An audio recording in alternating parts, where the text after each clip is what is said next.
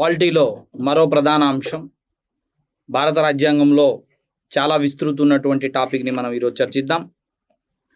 ప్రాథమిక హక్కులు ప్రాథమిక హక్కులు ప్రాథమిక హక్కులు ఫండమెంటల్ రైట్స్ అంటాం నాన్న, దీన్ని ఫండమెంటల్ రైట్స్ అంటాం. ప్రాథమిక హక్కులు ఫండమెంటల్ రైట్స్, హిందీలో మౌలిక అధికార్. ప్రాథమిక హక్కుల విస్తృతి, ప్రాథమిక హక్కుల చర్చ భారత రాజ్యాంగంలోనే అతి కీలకమైనది. కాంపిటేటివ్ ఆస్పిరెంట్స్ ఎవరైతే ఉన్నారో వారందరికీ కూడా అత్యంత ముఖ్యమైనటువంటి టాపిక్గా మనం ప్రాథమిక హక్కులను గుర్తించాలి. మరి ప్రాథమిక హక్కులకు సంబంధించినటువంటి అంశాలు మాట్లాడడానికన్నా ముందు ప్రాథమిక హక్కుల ఆవశ్యకతను కొంతమంది వ్యక్తులు కొన్ని రకాలుగా తెలియజేసినారు. దాన్ని మనం చూసే ప్రయత్నం చేద్దాం. మొదటగా నాని ఫాల్కీవాలా గారు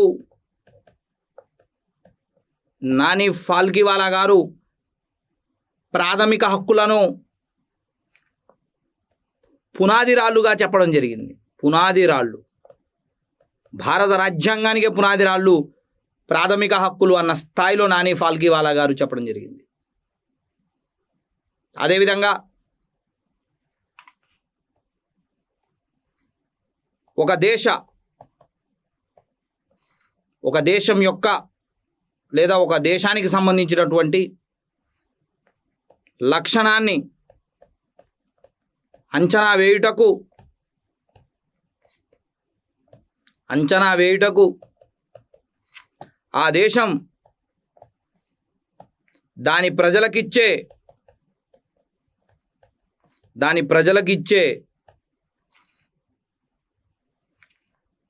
హక్కులను బట్టి చెప్పవచ్చు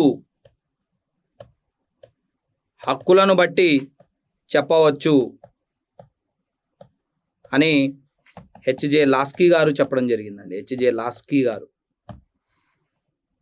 చాలా గొప్ప వివరణ ఇవ్వడం జరిగింది. మరి పునాది రాళ్ళ లాంటి ఈ ప్రాథమిక హక్కులు చాలా దేశ స్థాయిని, అంటే దేశం యొక్క లక్షణాన్ని అంచనా వేయడానికి ఉపయోగపడేటటువంటి ఇలాంటి ప్రాథమిక హక్కులు భారత రాజ్యాంగంలో 3వ భాగంలో పేర్కొనబడ్డవి. 1వ భాగంలో కేంద్రం దాని భూభాగం, 2వ భాగంలో పౌరసత్వం, 3వ భాగంలో ప్రాథమిక హక్కులు. ప్రకరణలు 12 నుండి 35 వరకు ప్రకరణలు 12 నుండి 35 వరకు రాజ్యాంగంలోని 3వ భాగంలో ప్రాథమిక హక్కులు ఉన్నవి. మరి ప్రాథమిక హక్కులు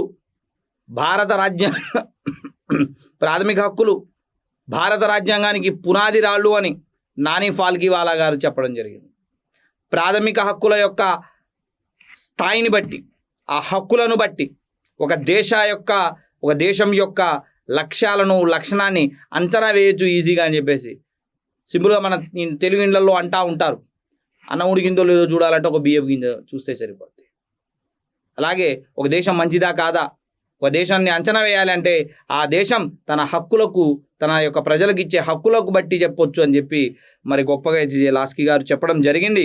మరి వీటన్నింటిని పక్కన పెట్టుకుంటే రాజ్యాంగంలోని 3వ భాగంలో 12 నుండి 35 ప్రకరణల మధ్య ప్రాథమిక హక్కులు ప్రస్తావించబడ్డాయి. మరి ప్రాథమిక హక్కు యొక్క నిర్వచనము ఏంటి?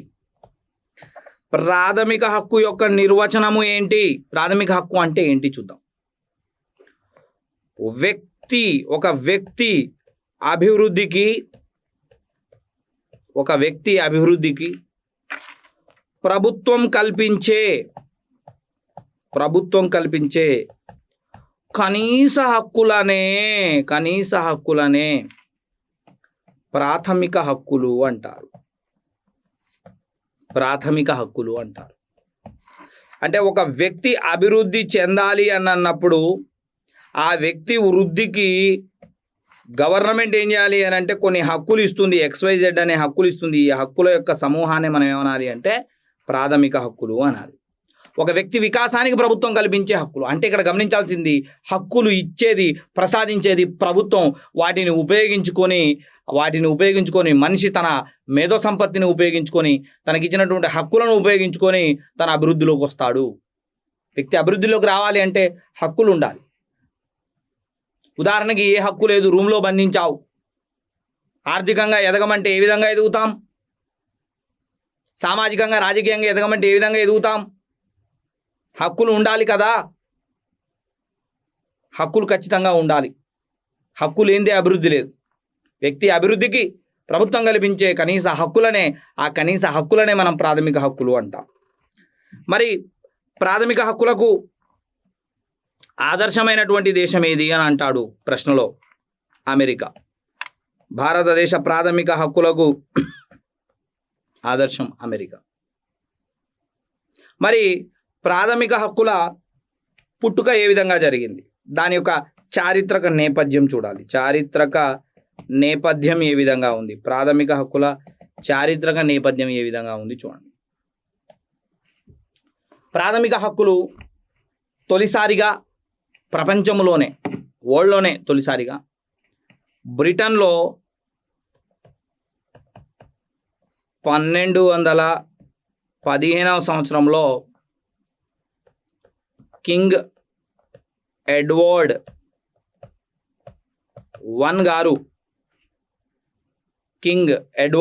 I అనే రాజు 1215వ సంవత్సరంలో బ్రిటన్లో ప్రాథమిక హక్కులను కల్పించడం జరిగింది. దాని పేరు మాగ్నా కార్టా. బ్రిటన్ యొక్క ప్రాథమిక హక్కులను మనం మాగ్నా కార్టాగా వ్యవహరిస్తాం. కింగ్ ఎడ్వర్డ్ గారు జారీ చేసినారు 1215వ సంవత్సరంలో బ్రిటన్ అనే దేశంలో. తదుపరి మనకు అమెరికాలో 1789లో దాని యొక్క ప్రతిపాదనలు జరిగినప్పటికీ పూర్తి స్థాయిలో అమల్లోకి వచ్చింది 1791లో అమెరికా ప్రభుత్వం ఇవ్వడం జరిగింది. అక్కడి ప్రాథమిక హక్కులను మనం బిల్ ఆఫ్ రైట్స్ అంటాము. గుర్తుపెట్టుకోవాలి. బిల్ ఆఫ్ రైట్స్ అంటాం. మరి అమెరికాను ఆదర్శంగా తీసుకొని భారతదేశము 1950 జనవరి 26 నుండి ప్రాథమిక హక్కులను, ఫండమెంటల్ రైట్స్, ప్రాథమిక హక్కులను అమలు పరుచుకున్నది. అంటే భారతదేశానికి ప్రాథమిక హక్కులు రూపొందించుకోవడానికి ఆదర్శ దేశం అంటే అమెరికా. భారతదేశ ప్రాథమిక హక్కులకు ఆదర్శం అంటే అమెరికాలోని బిల్ ఆఫ్ రైట్స్. ప్రపంచంలోని తొలి ప్రాథమిక హక్కుల ప్రకటన ఏది అంటే మాగ్నా కార్టా, బ్రిటన్కు సంబంధించింది. ఎన్నో దేశాలు ప్రాథమిక హక్కులను రూపొందించుకునే పరిణామ క్రమంలో ఉన్నవి. ఇప్పటికీ కొన్ని దేశాల్లో స్ట్రగుల్ జరుగుతూ ఉంది. మనకన్నా ముందే కొన్ని దేశాలు ప్రాథమిక హక్కులను రూపొందించుకున్నాయి. ఫ్రెంచ్ విప్లవం ద్వారా కానీ, రష్యా విప్లవం ద్వారా రష్యా కానీ, రకరకాల విప్లవాల ద్వారా రకరకాల దేశాలు హక్కులను సాధించుకున్నాయి. భారతదేశ విషయానికి వస్తే ఆదర్శం ఏంటి అన్నప్పుడు అమెరికాను తీసుకోవాలి. మరి ప్రాథమిక హక్కులు ఎప్పటి నుంచి అమల్లోకి వచ్చాయని స్పెసిఫిక్గా అడుగుతాడు ఒక్కోసారి. రాజ్యాంగం అమల్లోకి ఎప్పుడు వచ్చింది అని అడగకుండా ప్రాథమిక హక్కులు ఎప్పటి నుంచి అమల్లోకి వచ్చాయి? 1950 జనవరి 26 నుంచి అమల్లోకి వచ్చాయి. మరి 1948లో డిసెంబర్ 10వ తారీఖున ఐక్యరాజ్య సమితి ఒక ప్రకటన చేసిందండి. ఐక్యరాజ్య సమితి ఒక ప్రకటన చేసింది. దాన్నే మనం విశ్వ మానవ హక్కుల ప్రకటన, విశ్వ మానవ హక్కుల ప్రకటన అంటాం. Universal rights declaration or human rights declaration, UNO, December 10వ తారీఖున. అందుకనే ప్రతి సంవత్సరం డిసెంబర్ 10వ తారీఖున మనం నేషనల్ హ్యూమన్ రైట్స్ డేగా జరుపుతామండి. నేషనల్ హ్యూమన్ రైట్స్ డే ఏ తారీఖున జరుపుతామండి? డిసెంబర్ 10వ తారీఖున జరుపుతాం. ఎందుకు? గుర్తుగా ఐక్యరాజ్య సమితి ఇచ్చినటువంటి విశ్వ మానవ హక్కుల ప్రకటనకు గుర్తుగా. ఏ సంవత్సరంలో ఇచ్చిందండి? 1948లో. అంటే ఈ విశ్వ మానవ హక్కుల ప్రకటనలో ఉన్న ప్రధాన అంశం, ప్రపంచములోని అన్ని దేశాలు తన పౌరులకు హక్కులు ఇవ్వాలి, ఖచ్చితంగా ప్రాథమిక హక్కులు రాజ్యాంగంలో పొందుపరచుకోవాలి. అందులో భాగంగానే భారతదేశం కూడా ప్రాథమిక హక్కులను పొందుపరచుకోవాలి. మరి భారతదేశంలో ప్రాథమిక హక్కులు చెప్పాను ఇదివరకే, రాజ్యాంగంలోని ఎన్నో భాగంలో ఉన్నాయి? 3వ భాగంలో ఉన్నాయి. ఆర్టికల్స్ ఎక్కడెక్కడి వరకు ఉన్నాయి? 12 నుంచి 35. ఈ ప్రకరణల మధ్య చాలా స్పష్టంగా ఒక్కొక్క ప్రాథమిక హక్కును చాలా స్పష్టంగా తెలియజేశారు. ప్రాథమిక హక్కులను కల్పించేది ప్రభుత్వం అని చెప్పుకున్నాం. ప్రభుత్వం కల్పించే ఆ కనీస హక్కులనే ప్రాథమిక హక్కులు అన్నాం. అదేవిధంగా ఇప్పుడు మనం ప్రాథమిక హక్కులకై డిమాండ్లు, ఎవరెవరు ప్రాథమిక హక్కుల కోసం డిమాండ్లు చేశారు, ఏ రకంగా డిమాండ్లు ఉన్నాయి? ప్రాథమిక హక్కుల డిమాండ్లు మొదటగా ఎవరు చేశారు భారతదేశంలో? ఎవరెవరు తమ డిమాండ్లు వినిపించడం జరిగింది? తుదకు ఏ విధంగా ప్రాథమిక హక్కులు భారతదేశంలో ఏర్పాటు చేయడానికి లేదా నిర్మించడానికి లేదా రచింపజేయడానికి దోహదపడ్డ కారణాలు ఏంటివి అనేది మనం నేర్చుకోవాలి. సో మొదటగా ప్రాథమిక హక్కులను తొలిసారిగా 1895లో బాల గంగాధర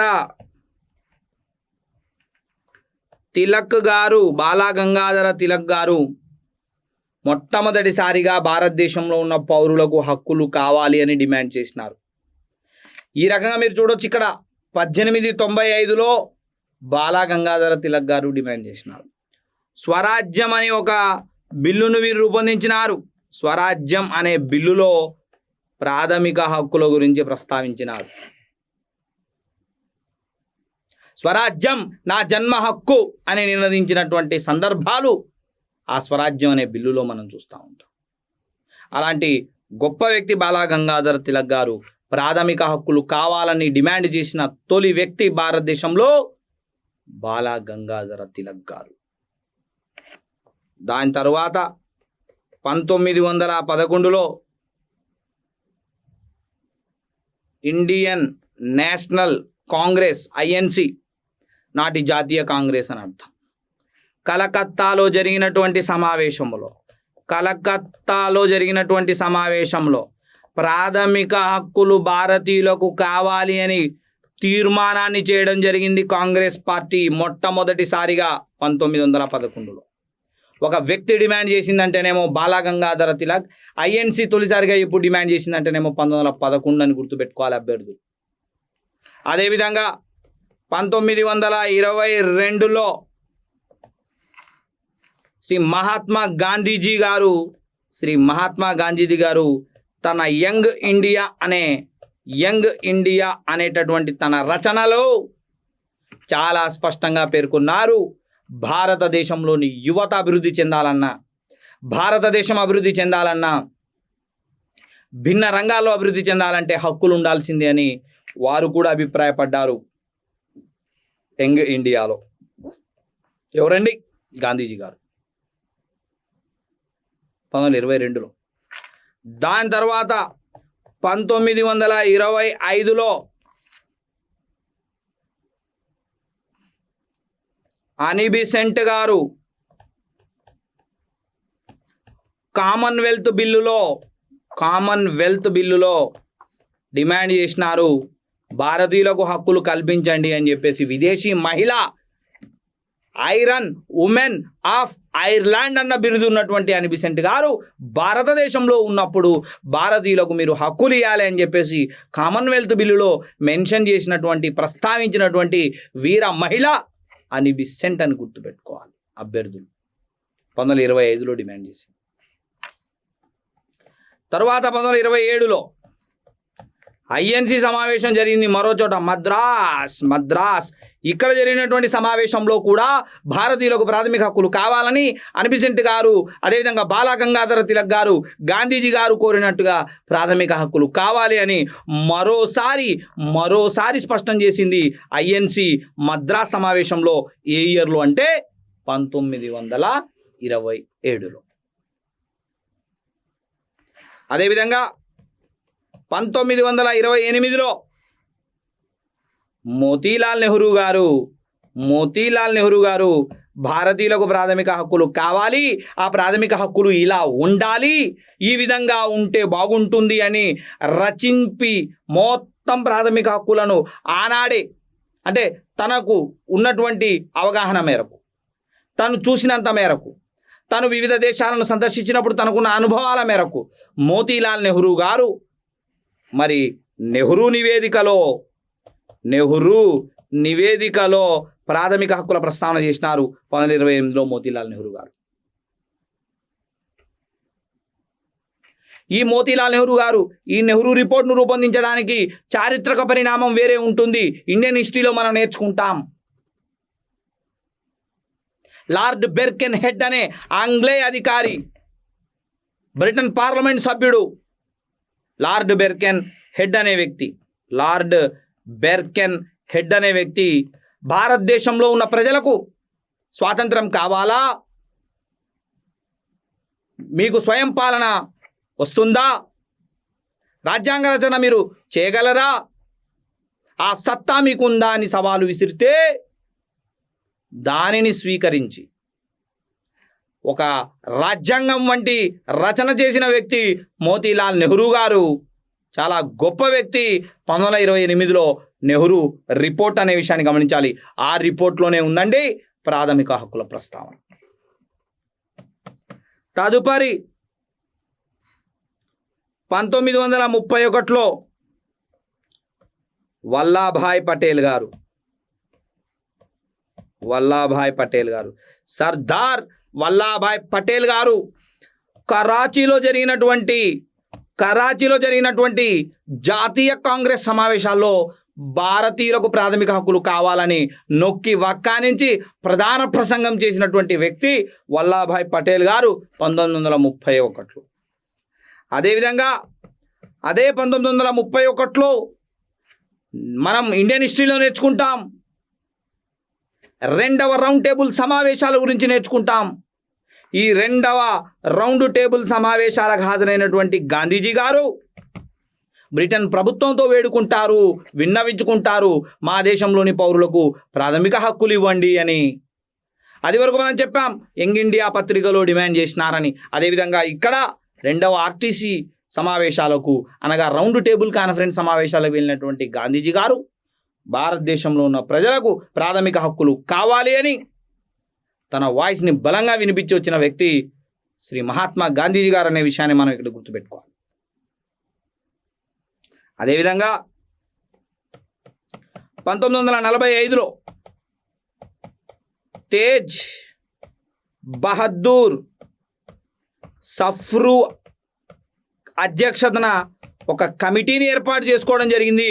ప్రాథమిక హక్కుల యొక్క స్వరూపం ఏ విధంగా ఉండాలి, ప్రాథమిక హక్కుల యొక్క స్థితిగతులు ఏ విధంగా ఉండాలి, ప్రాథమిక హక్కుల్లో ఉండే అంతర్గత అంశాలు ఏ విధంగా ఉండాలనే అంశం కోసం తేజ్ బహదూర్ సఫ్రూ కమిటీ ఏర్పాటు చేస్తే వారు కూడా ఈ రకంగా ఉండాలి అని డిమాండ్లు చేయడం జరిగింది.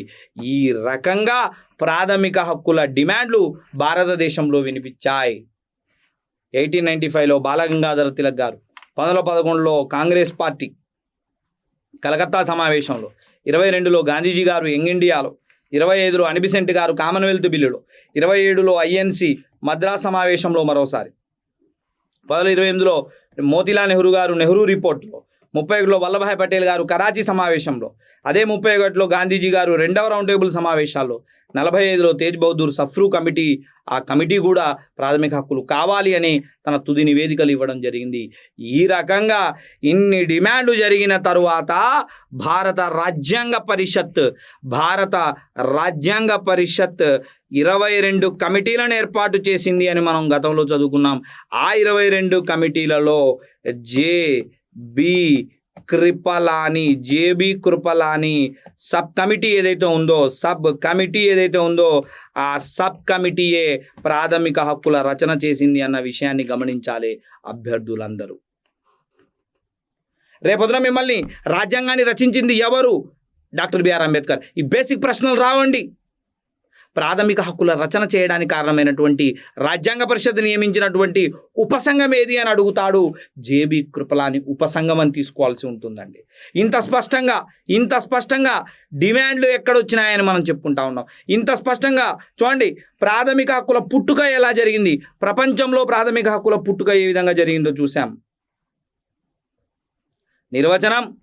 నిర్వచనం తర్వాత ఆదర్శం తర్వాత చారిత్రక నేపథ్యం, ఏడ పుట్టినాయి, ఏ దేశానికి పోయినాయి, మన దేశం ఆదర్శంగా ఎలా తీసుకుంది చూసాం. దీని తర్వాత ప్రాథమిక హక్కుల డిమాండ్లు వరుసగా చూస్తున్నాం సార్. ఈ రకంగా వాటి యొక్క డిమాండ్లు జరిగినాయి. జేబీ కృపలాని సబ్ కమిటీ రచన చేసింది అని చెప్పాం. తదుపరి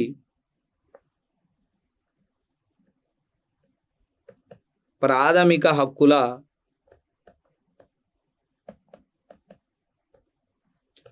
రకాలు.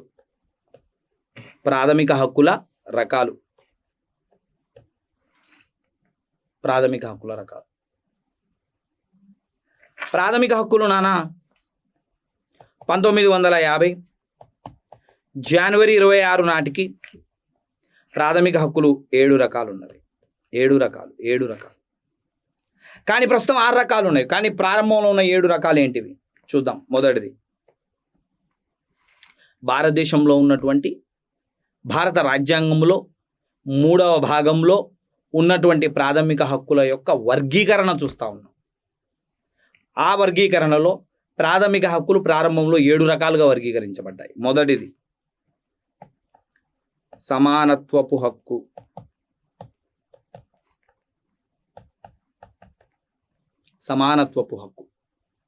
భారతదేశ రాజ్యాంగంలో సమానత్వపు హక్కు అనేది 14వ ప్రకరణ నుండి 18వ ప్రకరణ వరకు ఉంటుంది. రెండవది స్వాతంత్రపు హక్కు.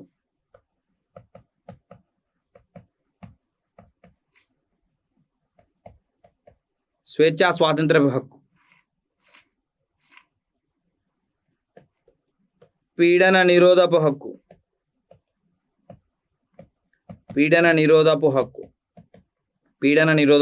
ఇది 19 నుండి 22 వరకు ఉంటుంది. పీడన నిరోధపు హక్కు 23 నుంచి 24 వరకు ఉంటుంది. నాలుగోది మత స్వాతంత్రపు హక్కు.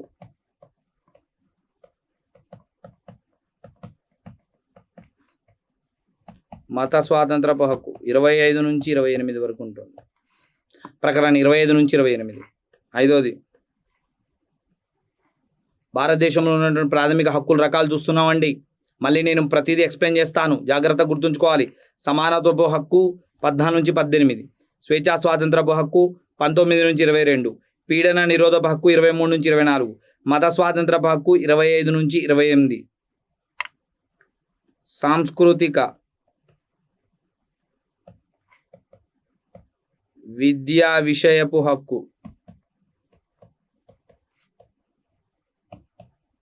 29 నుంచి 30,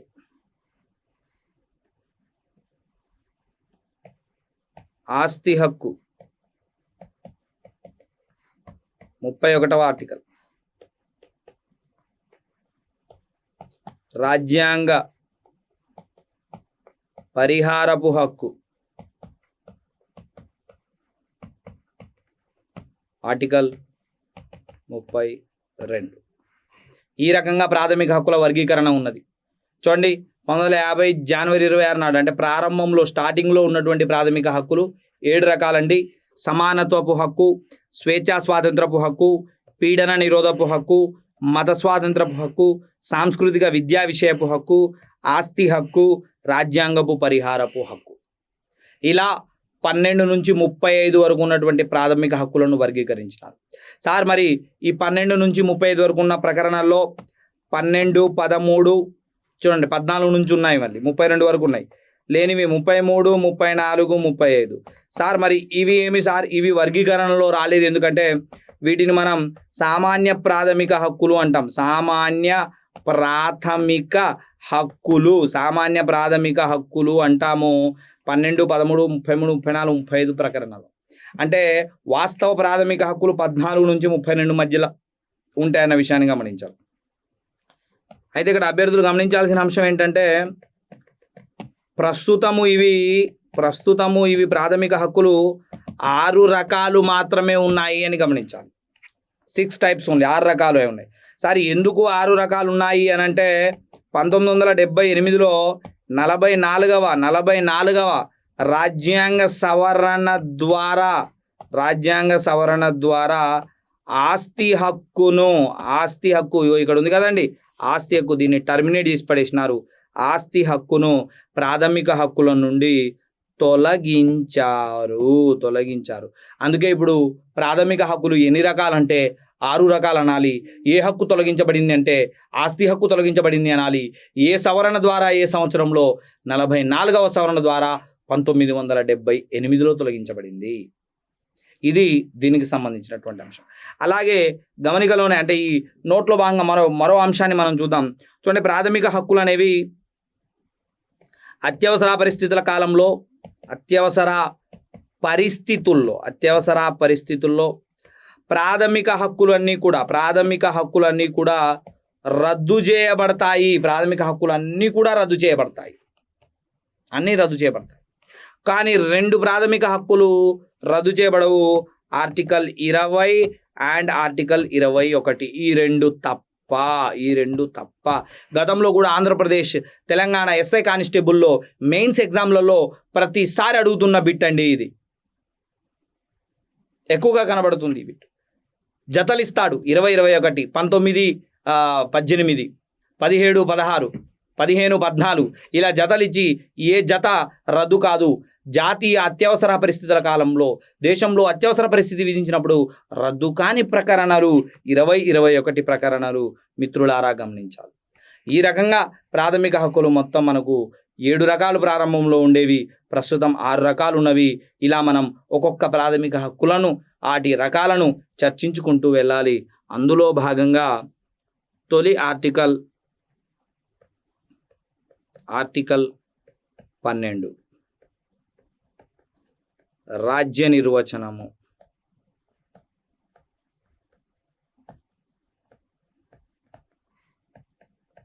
డెఫినేషన్ ఆఫ్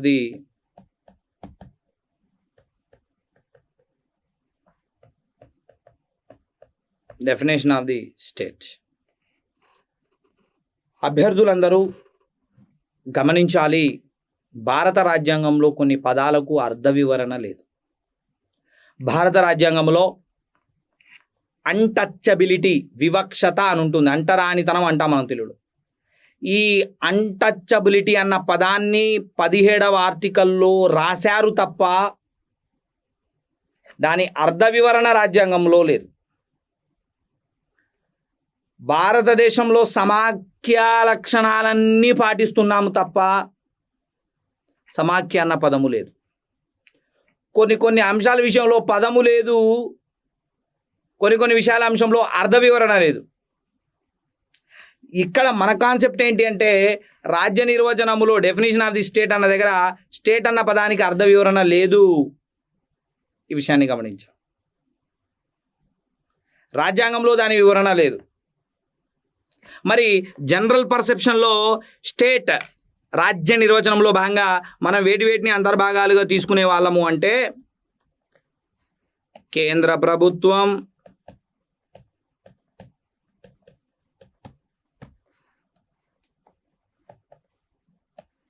రాష్ట్ర ప్రభుత్వం,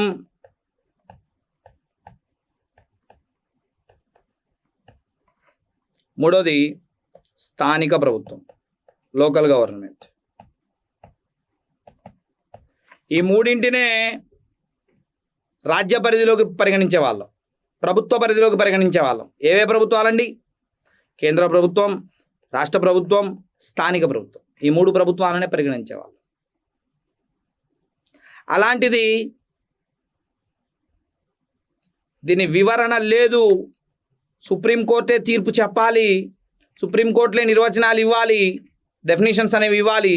ఏవి ఇంక్లూడింగ్ ఏవి కాదు, రాజ్య నిర్వచనంలోకి ఏమొస్తాయి ఏమి రాదు అని. అందులో భాగంగానే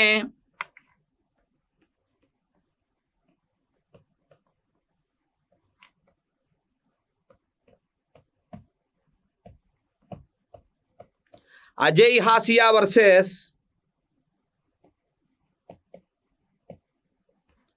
ఖలీద్ ముజీబ్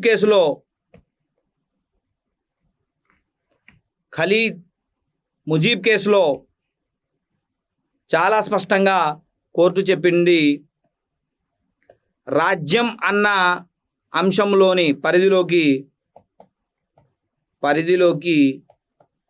వచ్చేవి, పరిధిలోకి రానివి. చూడండి చాలా స్పష్టంగా హంస పాలు నీళ్లను వేరు చేసినట్లుగా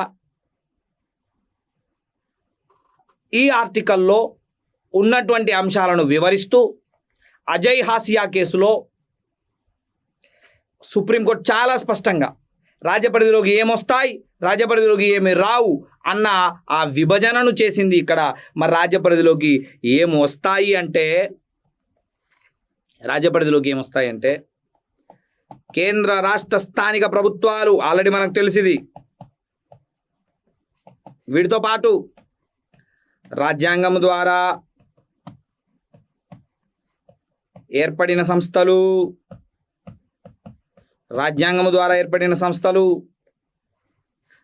చట్టం ద్వారా ఏర్పడిన సంస్థలు, అదేవిధంగా ఆదేశాల ద్వారా, ఆర్డర్స్ ద్వారా ఏర్పడిన సంస్థలు, పన్నులు వసూలు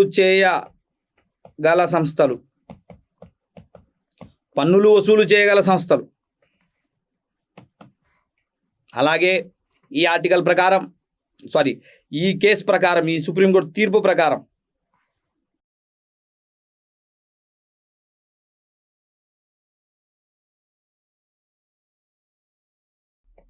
ప్రభుత్వ విత్తం కలిగిన సంస్థలు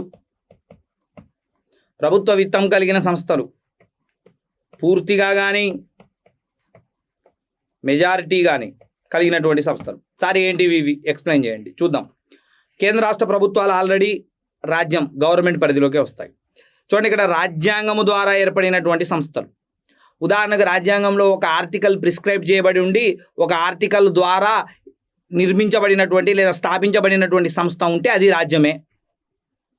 ఒక చట్టం కేంద్ర ప్రభుత్వమో రాష్ట్ర ప్రభుత్వం ఒక చట్టం చేసి ఒక సంస్థను ఏర్పాటు చేసింది, అది కూడా ప్రభుత్వమే, అది కూడా రాజ్యమే.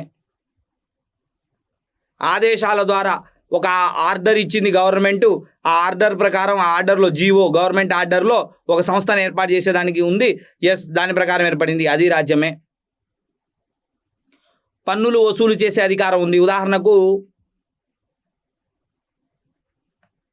రాజస్థాన్ ఎలక్ట్రికల్ బోర్డు అని ఒక అంశం, ఒక కేసు వస్తుంది మనకి. రాజస్థాన్ ఎలక్ట్రికల్ బోర్డు వాళ్ళు సెస్ అని చెప్పి పన్నులు వసూలు చేయగలుగుతారు. పన్నులు వసూలు చేయగలిగింది అంటే అది ఖచ్చితంగా రాజ్యమే.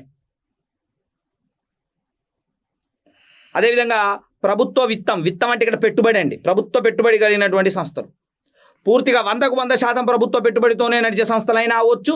చూడండి, పూర్తిగా ప్రభుత్వ విత్తం కలిగిన సంస్థలైనా అవ్వచ్చు. లేదు మెజారిటీ అంటే మోర్ దెన్ 50%, అంటే ఇక్కడ more than 50% investment, capital investment గవర్నమెంట్ది ఉంటే అది కూడా రాజ్యమే. అంటే రాజ్య పరిధిలోకి వచ్చేవి ఇవి. కేంద్ర రాష్ట్ర స్థానిక ప్రభుత్వాలు వస్తాయి, రాజ్యాంగం ద్వారా ఏర్పడిన సంస్థలు, చట్టం ద్వారా ఏర్పడిన సంస్థలు, ఆర్డర్స్ ద్వారా ఏర్పడినటువంటి సంస్థలు, పన్ను విధించగలిగినటువంటి అధికారం కలిగినటువంటి సంస్థలు, అదేవిధంగా పూర్తి పెట్టుబడి ప్రభుత్వం కలిగినటువంటి సంస్థలు లేదా మెజారిటీ పెట్టుబడి ప్రభుత్వం కలిగినటువంటి సంస్థలు, ఇవన్నీ కూడా ప్రభుత్వ పరిధిలోకి వస్తాయి. రైల్వే తీసుకోండి, ప్రభుత్వ పెట్టుబడి, అది రాజ్య పరిధిలోకి వస్తుంది. ఆర్టీసీ తీసుకోండి, మెజారిటీ పెట్టుబడి ఉంటుంది, ప్రభుత్వ పరిధిలోకి వస్తాయి. విజయ డైరీ తెలంగాణ ప్రభుత్వ పక్షాన ఏర్పడింది, అది చట్టం ద్వారా ఏర్పడింది, ఖచ్చితంగా అది కూడా రాజ్య పరిధిలోకి వస్తుంది. పన్నులు వసూలు చేయగలిగినటువంటి అధికారం ఉన్నటువంటి జిహెచ్ఎంసీ లాంటి సంఘాలు ఏవైతే ఉంటాయో, కార్పొరేషన్లు ఏవైతే, అవి కూడా ప్రభుత్వ పరిధిలోకి వస్తాయి. మరి ప్రభుత్వ పరిధిలోకి రానివి ఏంటి అన్నప్పుడు పన్నులు వసూలు చేసే అధికారము లేనివి. పన్నులు వసూలు చేసే అధికారం లేదనుకోండి, అది రాజ్య పరిధిలోకి రాదు. అదేవిధంగా ట్రస్టుల చేత ఏర్పడిన సంస్థలు, ట్రస్టులు, అలాగే ప్రైవేటు సంస్థలు ప్రభుత్వ పరిధిలోకి వస్తాయా? రావు. ఉదాహరణకి ముఖేష్ అంబానీ గారి రిలయన్స్ పెట్రోల్ బంక్లోకి వెళ్ళి నాకు 5 లీటర్లు పెట్రోల్ కొట్టండి, గవర్నమెంట్ ఖాతాలో చూసుకుందామంటే నడుస్తుందా? ప్రభుత్వ పరిధిలోకి వస్తుందా? ప్రైవేట్ సంస్థ రాదు. ఇలా పరిధిలోకి వచ్చేవి, పరిధిలోకి రానివి చాలా స్పష్టంగా చెప్పబడినటువంటి గొప్ప కేసు అజయ్ హాసియా వర్సెస్ ఖలీద్ ముజీబ్ అనే కేసు. చాలా గొప్ప కేసు అండి ఈ ఆర్టికల్ 12కి సంబంధించినటువంటి. అలాగే మరికొన్ని రాజ్య పరిధి అంశాలు వివిధ కేసుల్లో రాజ్య పరిధిలోకి వచ్చే అంశాలు వివిధ కేసుల్లో మరికొన్ని ఉన్నాయి. ఉదాహరణకు తీసుకుంటే యూనివర్సిటీలు ఖచ్చితంగా రాజ్య పరిధిలోకి వస్తాయి. ఎల్ఐసి ఆఫ్ ఇండియా రాజ్య పరిధిలోకి వస్తుంది. రాజస్థాన్ ఎలక్ట్రికల్ బోర్డ్ ఖచ్చితంగా ఉంటుంది. అదేవిధంగా డిస్ట్రిక్ట్ డెవలప్మెంట్ బోర్డ్ ఇది కూడా రాజ్య పరిధిలోకి వస్తుంది. అదేవిధంగా ఢిల్లీ ట్రాన్స్పోర్ట్ సంస్థ రాజ్య పరిధిలోకి వస్తుంది. ఒకసారి ఒక ప్రశ్న అడిగాడు, 2011 కన్నా ముందు సహకార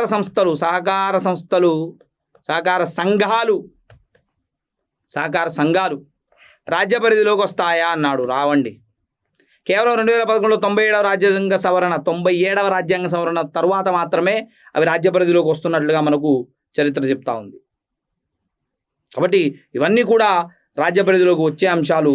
ఇలా రాజ్య నిర్వచనం గురించి చెబుతున్నటువంటి ఆర్టికల్ 12 ఇది ప్రారంభపు ప్రకరణ. మరి చూడండి, ప్రాథమిక హక్కులు ఎన్ని రకాలని చెప్పుకున్నాం? ప్రారంభంలో 7 రకాలు, ప్రస్తుతం 6 రకాలే ఉన్నాయి. మరి 7వ రకం ఏదండి? అది తొలగించబడింది అంటే ఆస్తి హక్కు తొలగించబడింది అని చెప్పాం.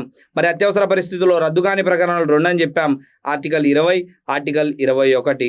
ఓవరాల్గా ప్రాథమిక హక్కుల రచన చేసినటువంటి ఉపసంఘం జేబీ కృపలాని ఉపసంఘం అని చెప్పాం. మరి ప్రాథమిక హక్కుల కోసం డిమాండ్ చేసిన వాళ్ళ గురించి చూసాం. యంగ్ ఇండియాలో డిమాండ్ చేసింది గాంధీజీ గారు, అన్బిసెంట్ కామన్వెల్త్ బిల్లులో డిమాండ్ చేసినారు, స్వరాజ్యం బిల్లులో డిమాండ్ చేసింది బాలగంగాధర తిలక్ గారు, కరాచీ సమావేశంలో డిమాండ్ చేసింది వల్లభాయ్ పటేల్ గారు అని చెప్పుకున్నాం. మరి అదేవిధంగా 2వ రౌండ్ టేబుల్ సమావేశాల్లో మరి ప్రాథమిక హక్కుల ప్రస్తావన చేసింది గాంధీజీ గారు అని చెప్పుకుంటా ఉన్నాం. అదేవిధంగా మరి విశ్వ మానవ హక్కుల ప్రకటన ఐక్యరాజ్య సమితి చేసింది 48 డిసెంబర్ 10వ తారీఖున అని చెప్పినాం. దానికి గుర్తుగానే నేషనల్ హ్యూమన్ రైట్స్ డే చేస్తూ ఉన్నాం. అదేవిధంగా భారతదేశంలో ఉన్నటువంటి ప్రాథమిక హక్కులకు ఆదర్శం అమెరికాలో ఉన్నటువంటి బిల్ ఆఫ్ రైట్స్ అని చెప్తా ఉన్నాం. మరి బిల్ ఆఫ్ రైట్స్ అమల్లోకి వచ్చింది 1791 అయితే మరి భారతదేశ ప్రాథమిక హక్కులు అమల్లోకి వచ్చినాయి 1950 జనవరి 26 నుంచి వచ్చాయి. మరి ప్రాథమిక హక్కులు తొలిసారిగా పుట్టింది బ్రిటన్లో అని చెప్పినాం. మాగ్నా కార్టా రూపంలో పుట్టాయి. మరి వాటిని కింగ్ ఎడ్వర్డ్ అనే రాజు ఇవ్వడం జరిగింది అని చెప్పాం. మరి ఆదర్శ దేశం అమెరికా అంటున్నాం. మరి ప్రాథమిక హక్కులకు నిర్వచనం చెప్పాం. ఒక వ్యక్తి అభివృద్ధి కోసం ప్రభుత్వం కల్పించే కొన్ని హక్కులనే మనం కనీస హక్కులనే ప్రాథమిక హక్కులు అన్నాం. మరి ప్రాథమిక హక్కులు ఏ భాగంలో ఉన్నాయి? రాజ్యాంగంలో 3వ భాగంలో ఉన్నాయి. ఏ ప్రకరణ నుండి ఏ ప్రకరణ వరకు ఉన్నాయంటే 12వ ప్రకరణం నుండి 35 వరకు ఉన్నాయి. ఇది ప్రాథమిక హక్కులకు సంబంధించినటువంటి 12వ ఆర్టికల్ వరకు ఉన్న అంశాలు.